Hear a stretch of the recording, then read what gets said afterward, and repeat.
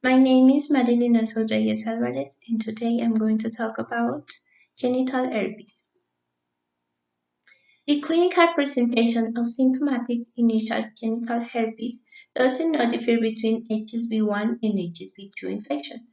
After an incubation period of 4 to 7 days, multiple lesions appear on the genitals, usually bilaterally, and they progress through stage of erythema, papules, short-lived vesicles, painful ulcers, and crust that resolve over a period of 2 to 3 weeks.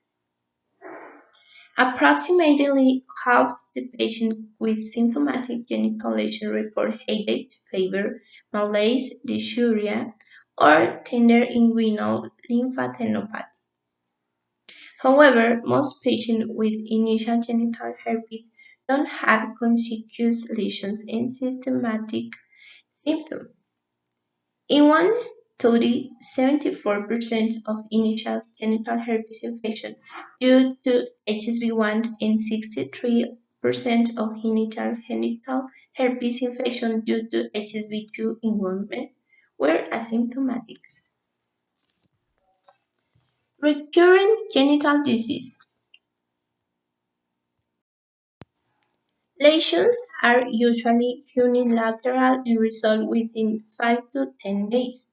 Recurrent lesions can be atypical and appear as linear fissures or excoriations. Symptomatic reactivations are less frequent with HSV1 genital infection than with HSV2 genital infection. And now the diagnosis. The distinction must be made between HSV1 and HSV2. Third, a definitive diagnosis is warranted given the complex social and psychosexual implications of genital herpes. For that, the laboratory confirmation of the clinical diagnosis is strongly recommended for several reasons. Because an incorrect clinical diagnosis without laboratory confirmation may lead to years of unneeded antiviral therapy. Antiviral therapy. Acyclovir, valacyclovir, famiciclovir are effective therapies for genital herpes caused by HSV1 or HSV2. The antiviral therapy reduces the times to symptom elevation, lesion healing, and termination of viral shedding by approximately 2, 4, and 7 days, respectively. The therapy reduces the frequency of HSV2 reactivation and reduces the risk of transmission by almost 50%. And now I'm going to talk about psychological effects.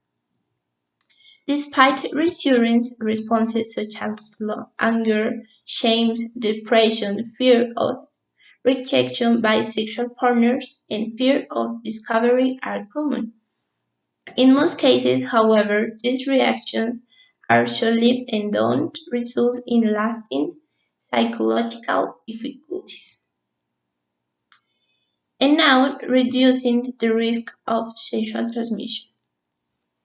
The patients should be encouraged to disclose their history of genital herpes to their sex partners, since this disclosure is associated with a reduced risk of transmission. The use of condoms, which reduce the risk of transmission of HSV from an infected partner to a susceptible partner by approximately 30%, should be routinely recommended. Condoms are more effective in preventing HSV transmission from men to women than from women to men. And that is all. Thank you.